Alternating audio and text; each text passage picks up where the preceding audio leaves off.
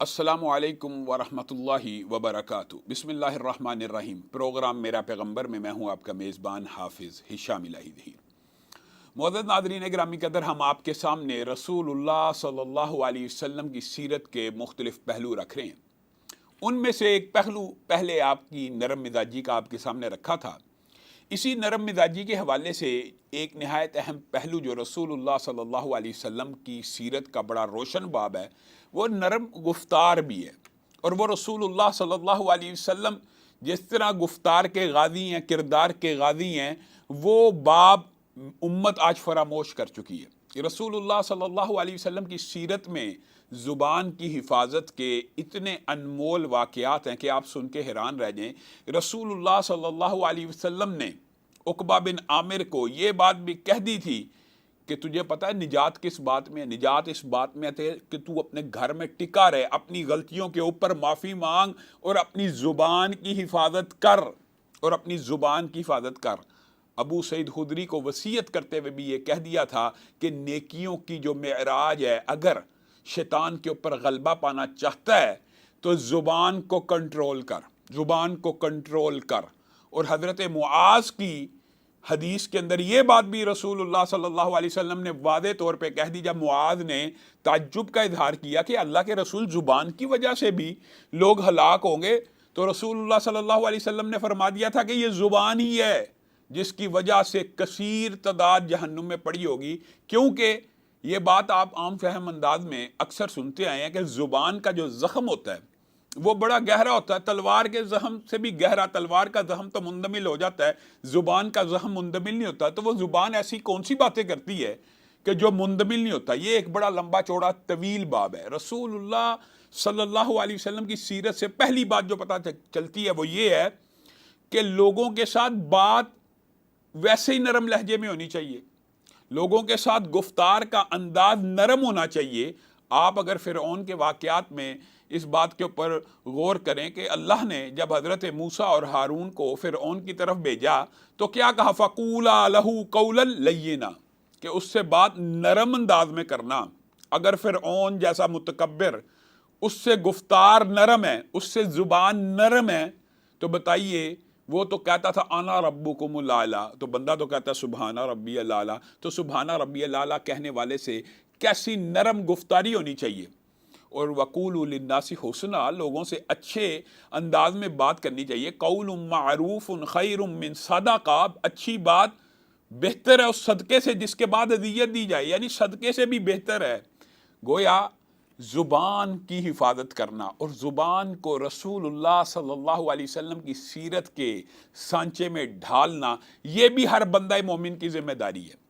اس حوالے سے اگر ہم چند رہنما اصول یاد کر لیں تو ہماری زندگیوں میں انقلاب آ جائے۔ نمبر ایک بات، من حسن الاسلام المرء ترکہ ما لا یعنیہ۔ اگر صرف ایک حدیث انسان کو سمجھ آ جائے تو انسان کی پوری زندگی بدل سکتی ہے۔ رسول اللہ صلی اللہ علیہ وسلم نے واضح طور پہ کہہ دیا کہ من حسن الاسلام المرء ترکہ ما لا یعنیہ، بہترین اسلام کسی بندے کے اسلام کے لیے، اس کے مختلف آپ مفاہیم اس حدیث سے لے سکتے ہیں۔ کسی کے لیے سب سے بہترین اسلام، کسی بندے کے لیے اسلام کی بہترین خصوصیت، یا کسی بندے کے لیے، بندہ مسلم کے لیے بہترین بات یہ ہے کہ ترکہ ما لا یعنیہ، ہر اس بات کو چھوڑ دے جس کے اندر اس کا یا دنیا کا فائدہ نہیں یا آخرت کا فائدہ نہیں۔ اس حدیث کو اگر انسان سمجھ لے کہ انسان صرف وہ بات کرے جس سے یا تو اس کو دنیا کا فائدہ مل رہا ہے حلال طریقے سے، گفتگو شنید، تبلیغ، ذکر، اللہ کا کلام، قرآن پاک پڑھنا، آپ یہ دیکھیے کہ یہ نیکیوں کی جڑ ہے زبان، اسی طرح یہ برائیوں کی بھی جڑ ہے۔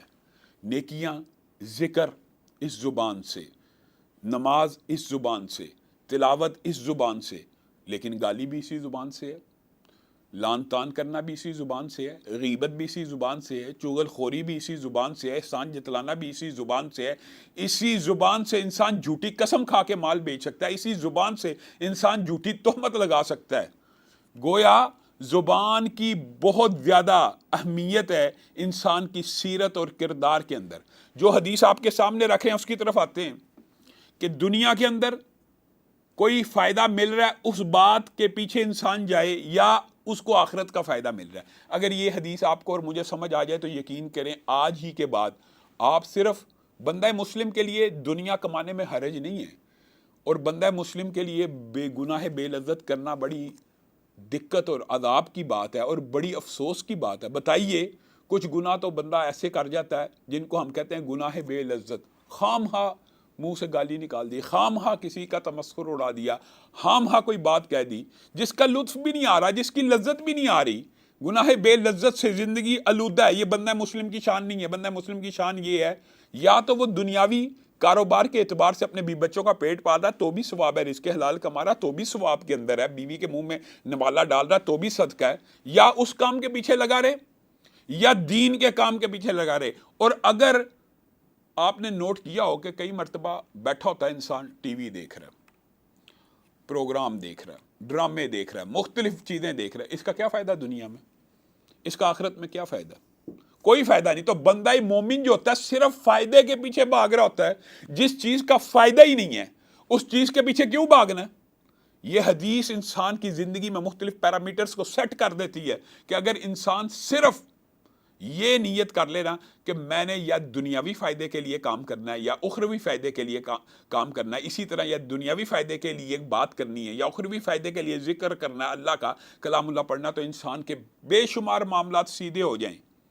اور دوسری بات، اس بات سے ایک بات یہ بھی پتہ چلتی ہے کہ جو رسول اللہ صلی اللہ علیہ وسلم نے آپ کو اور مجھے بتا دیا کہ جو خاموش رہا نجات پا گیا. خاموشی میں بھی دانائی ہے، خاموش رہنا بھی. من کان یؤمن باللہ والیوم الآخر فلیقل خیرا او لیسکت. جو بندہ اللہ پر ایمان لاتا ہے، آخرت پر ایمان لاتا ہے، اس کو کیا چاہیے؟ ایک پیرامیٹر، ایک اللہ تعالیٰ نے کتنا خوبصورت پیرامیٹر رسول اللہ صلی اللہ علیہ وسلم کے ذریعے سے مجھے اور آپ کو بتلا دیا کہ من کان یؤمن باللہ والیوم الآخر، جو اللہ پر اور آخرت پہ ایمان لاتا ہے. اس بات کے اندر پوری دنیا چھپی ہوئی ہے. اللہ پہ ایمان لایا تو لا محالہ رسول اللہ پہ بھی لایا، تو لا محالہ آخرت پہ بھی لایا، جنت جہنم میں بھی لایا. اس کو کیا چاہیے؟ فَلْيَقُلْ خَيْرًا أَوْ لِيَسْكُتْ. اس کو یا تو بات اچھی کرنی چاہیے، نیکی کی کرنی چاہیے، یا خاموش رہنا چاہیے. کتنا خوبصورت کلیہ رسول اللہ صلی اللہ علیہ وسلم مجھے اور آپ کو دے کے چلے گئے ہیں. یا بات اچھی کرو یا خاموش رہو. گویا یہ ایک شٹ اپ کال ہے کہ اس زبان سے، بندہ مومن کی زبان سے ہر وقت بھلائی کی بات ہونی چاہیے. اور یہ بات بھی یاد رکھیے رسول اللہ صلی اللہ علیہ وسلم کی سیرت سے، یہ بھی قربان جائیں صحابہ کی شان و عظمت پہ کہ انہوں نے رسول اللہ صلی اللہ علیہ وسلم کی سیرت کا کوئی گوشہ ادھورا چھوڑا ہی نہیں. کانا کلام رسول اللہ صلی اللہ علیہ وسلم کلامن فصلا. رسول اللہ صلی اللہ علیہ وسلم جب بھی کلام کیا کرتے تھے تو ان کے کلام میں فاصلے ہوا کرتے تھے، سکون ہوا کرتا تھا، ایک لفظ دوسرے لفظ سے جدا تھا، حتیٰ کہ ہر سننے والا اس کو سمجھ لیتا تھا. یہ بات بھی رسول اللہ صلی اللہ علیہ وسلم کی سیرت سے ملتی ہے کہ رسول اللہ صلی اللہ علیہ وسلم الفاظ میں وقفہ ڈال ڈال کے بولتے تھے. اور یہ بات بھی ملتی ہے لیکن جب تبلیغ دین کرتے تھے تب آپ صلی اللہ علیہ وسلم کا سنت طریقہ یہ تھا کہ آپ کا چہرہ مبارک لال سرخ ہو جایا کرتا تھا اور آپ کی گردن کی رگیں ظاہر ہونا شروع ہو جاتی ہے، اور آپ صحابہ کو ایسے ڈراتے تھے جیسے قیامت ابھی آنے ہی والی ہے. ابھی جہنم کے سارے مناظر اس طرح بیان کرتے تھے جیسے پیچھے کھڑے ہیں، اور جیسے آنکھوں سے دیکھ رہے ہیں جنت کو، ایسے بیان کیا کرتے تھے. گویا جوش سے بات کرنا، جوش و خروش سے بات کرنا، یہ بھی سیرت سے ثابت ہے.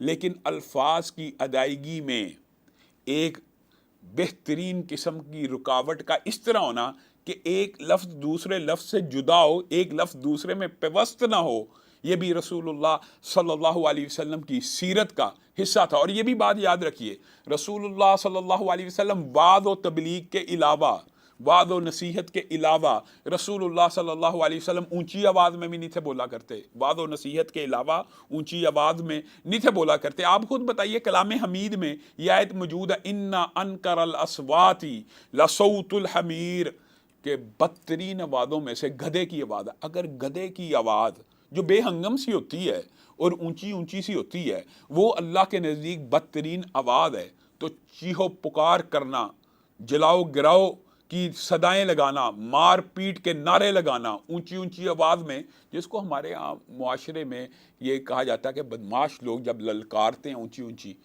تو کیا یہ اسلام میں جائز اور درست ہو سکتا ہے؟ ہرگز نہیں۔ رسول اللہ صلی اللہ علیہ وسلم تبلیغ کے علاوہ اپنی آواز کو اونچا بھی نہیں سے کیا کرتے۔ معزز ناظرین گرامی قدر، یہاں پہ لیتے ہیں ایک چھوٹا سا وقفہ۔ ویلکم بیک، پروگرام میں ایک مرتبہ پھر خوش آمدید۔ معزز ناظرین گرامی قدر، رسول اللہ صلی اللہ علیہ وسلم نے چند رہنما اصول گفتار کے حوالے سے، زبان کے حوالے سے بتلا دی ہیں، اور آپ کی سیرت اس بات کی، رسول اللہ صلی اللہ علیہ وسلم اس طرح کے نہیں تھے کہ جو کہا اس کے اوپر عمل نہ کیا۔ حتیٰ کہ رسول اللہ صلی اللہ علیہ وسلم نے جب دعوت و تبلیغ کا آغاز کیا تو سب سے پہلے اپنی اس زبان کو پیش کیا لوگوں کے سامنے۔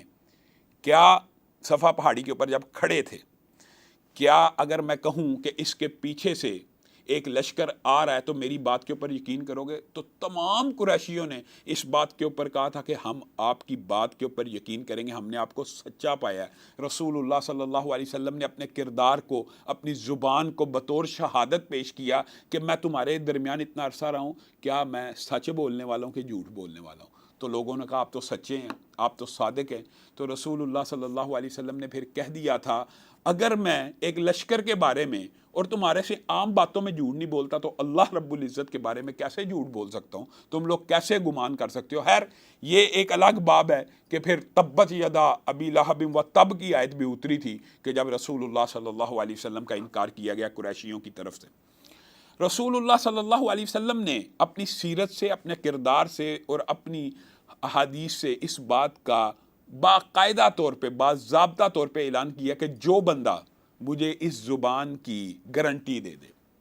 رسول اللہ صلی اللہ علیہ وسلم صحابہ کو کہا کرتے تھے کہ دو چیزوں کی جو بندہ مجھے گارنٹی دے دے میں اسے جنت کی گارنٹی دیتا ہوں۔ ان میں سے ایک چیز زبان تھی، کیونکہ رسول اللہ صلی اللہ علیہ وسلم خود فرماتے ہیں یہ زبان جہنم کی گھاٹیوں کی طرف لے جانے والی ہے، اور اس وقت تک بندے کا دل درست نہیں ہو سکتا جب تک اس کی زبان درست نہیں ہوتی۔ جو بندہ چاہتا ہے اس کے معاملات درست ہو جائیں، اس کو اپنی زبان کو درست کرنا چاہیے۔ معاملات کی درستگی میں، ہاں یہ بات میں اپنی طرف سے نہیں کہہ رہا، قولوا قولا سدیدا یصلح لکم اعمالکم، بات سیدھی اور سچی کر دیا کرو، اللہ تعالیٰ تمہارے معاملات سیدھے کرے گا۔ گویا رسول اللہ صلی اللہ علیہ وسلم، بعض تاریخی روایات سے یہ بات ثابت ہے کہ ایک مرتبہ حضرت ابو بکر اپنی زبان کو کھینچ لیتے، حضرت عمر نے پوچھا یہ کیا کرتے ہو؟ تو حضرت ابو بکر نے کہا یہی وہ چیز ہے جو انسان کو ہلاکت میں ڈال سکتی ہے۔ گویا یہ تو ایک ٹریننگ اور تربیت کے اعتبار سے آپ کے سامنے بات رکھی ہے۔ انسان کو زبان ہی جہنم کی پاتال میں پھینکے گی اور زبان ہی جنت میں لے جائے گی۔ اسی زبان سے آپ تصدیق کرتے ہیں رسالت کی، اللہ کی، تو آپ جنت کے راہی ہو جاتے ہیں، اور اگر انکار کرتے ہیں تو جہنم کے راستے کے اوپر چل پڑتے ہیں۔ میں اور آپ، لیکن ہم نے معاشرے میں اس زبان کی قدر و قیمت اور اس زبان سے نکلنے کے جو پیرامیٹرز اسلام نے ہمیں بتلائے ہیں الفاظ کے، وہ ہم نے نہیں سمجھے۔ آپ قرآن پاک کا اگر مطالعہ کریں اور رسول اللہ صلی اللہ علیہ وسلم کی سیرت کے اس ٹکڑے کا جو آپ کے سامنے رکھا ہے، رسول اللہ نے کیوں کہا میں سچا ہوں؟ قرآن پاک میں اس سے بھی قبل کی بات کی گئی ہے، وَاذْكُرْ فِي الْكِتَابِ إِبْرَاهِيمَ إِنَّهُ كَانَ صِدِّيقًا نَبِيًّا وَاذْكُرْ فِي الْكِتَابِ إِدْرِيسَ إِنَّهُ كَانَ صِدِّيقًا نَبِيًّا۔ ابراہیم کا ذکر اس قرآن پاک میں ہونا چاہیے، کیوں ہونا چاہیے؟ کیونکہ وہ سچا نبی تھا۔ ادریس کا ذکر اس قرآن پاک میں ہونا چاہیے، کیوں ہونا چاہیے؟ کیونکہ وہ سچا نبی تھا۔ وَأُمُّهُ صِدِّيقَةٌ، اس کی ماں کا ذکر بھی اس لیے ہونا چاہیے کہ وہ سچی عورت تھی۔ وَاذْكُرْ فِي الْكِتَابِ إِسْمَاعِيلَ إِنَّهُ كَانَ صَادِقَ الْوَعْدِ وَكَانَ رَسُولًا نَبِيًّا۔ اسماعیل کا ذکر بھی اس کتاب میں ہونا چاہیے کیونکہ وہ ایک سچا تھا۔ گویا اللہ رب العزت نے یوسف ایھا الصدیق، بتائیں اللہ تعالیٰ نے نبیوں کے ساتھ کس صفت کا تذکرہ کیا؟ سچ بولنے والوں کا۔ سچ صرف بولنا دو قسم کا ہوتا ہے، ایک ہوتا ہے تصدیق کرنا سچائی کی، اور ایک سچ بولتے رہنا۔ یہاں پہ بعض اوقات قرآن پاک میں جو معنی آئے ہیں وہ سچے ہونے کے آئے ہیں، اور بعض اوقات تصدیق کرنے کے آئے ہیں۔ جیسے کہ حضرت ابو بکر کو ہم صدیق کہتے ہیں، کیونکہ انہوں نے سچائی کی تصدیق کی تھی۔ جس دن نبی کریم صلی اللہ علیہ وسلم معراج سے آئے تھے، قریش مکہ بڑے خوش تھے کہ آج جو محمد صلی اللہ علیہ وسلم باتیں کر رہے ہیں، آج حضرت ابو بکر کو ہم کہیں گے کہ ایک بندہ، معاذ اللہ، ان کے جو الفاظ تھے کہ راتوں رات گئے ہیں आसमान से भी हो आए हैं, मस्जिद अक्सा से भी हो आए हैं, जन्नत जहन्नुम भी देख आए हैं। क्या यह मुमकिन है?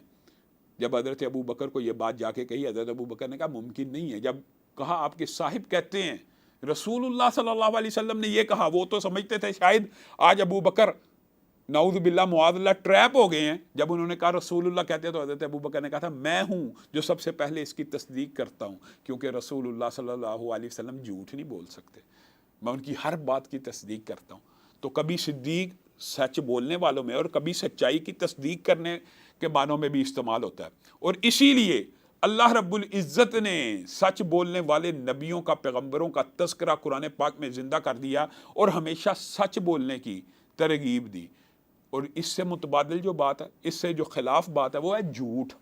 झूठ इतना संगीन और कबीह जुर्म है, इतना संगीन और कबीह जुर्म है कि रसूलुल्लाह सल्लल्लाहु अलैहि वसल्लम के पास एक नौजवान आया और आके कहने लगा मेरे में ये बुरी आदत है, ये बुरी आदत है, ये बुरी आदत है, ये बुरी आदत है।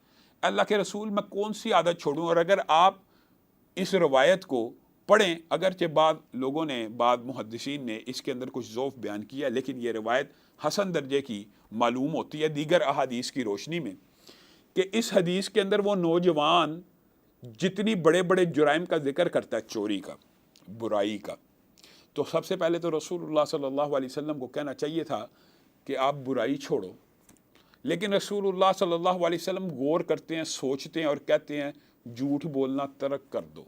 अब वो नौजवान जाता है, बुराई की आदत है, सोचता बुराई करूँगा, सुबह रसूलुल्लाह सल्लल्लाहु अलैहि वसल्लम पूछेंगे तो मैंने तो रसूलुल्लाह से सच बोलने का वादा किया है, अगर मैं कहूँगा बुराई की है तो सज़ा मिलेगी, हद का नाफिज हो जाएगी। चोरी की आदत थी, अगर सच बोलूँगा तो हाथ काट दिया जाएगा। शराब पीने की आदत है, अगर सच बोलूँगा तो हद नाफिज कर दी जाएगी।